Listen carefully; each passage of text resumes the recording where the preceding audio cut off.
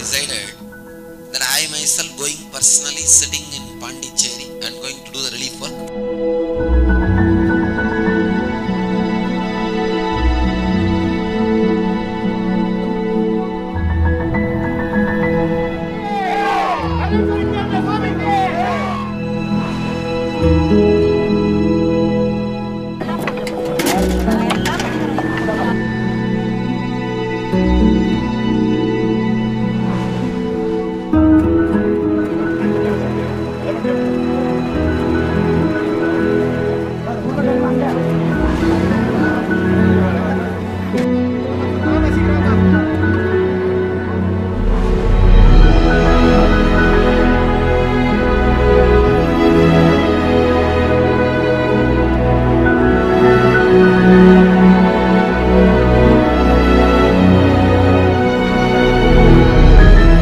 We are expected to reach at least 1 lakh people per day.